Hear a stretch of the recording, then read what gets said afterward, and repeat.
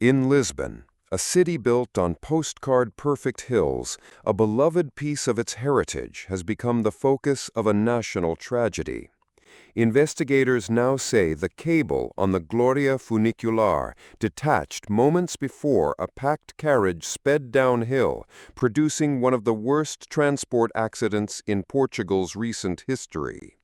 The Gloria funicular is more than a tourist attraction. It is a designated national monument.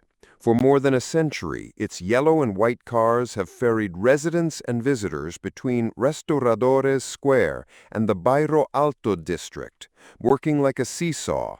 Two cars linked by a single steel cable so that each serves as counterweight to the other.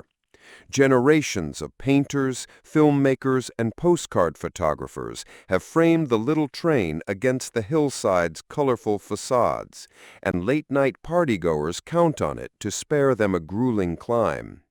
Its near-constant service has long made it a symbol of dependability, until now. On Wednesday evening, September 3, 2025, that system failed.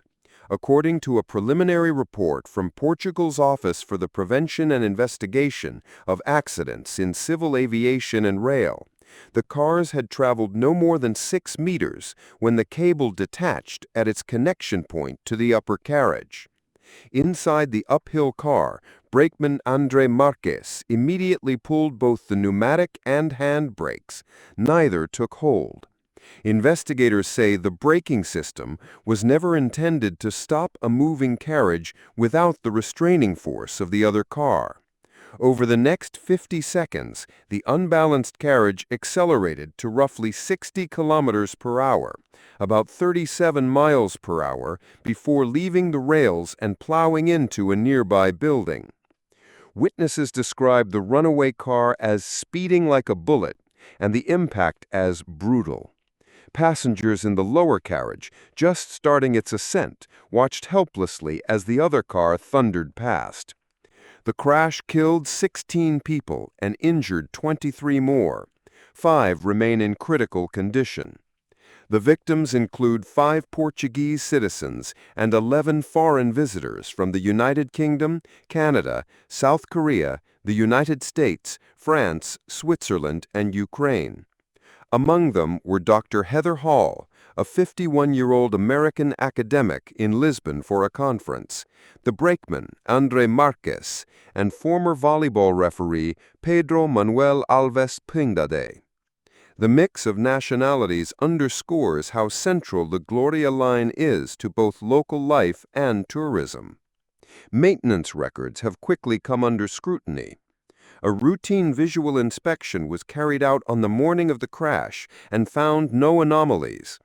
Crucially, investigators note that the part of the cable that failed is not visible without dismantling. The cable had been in service for 337 days of its expected 600-day lifespan, and the operator's maintenance schedule was up to date.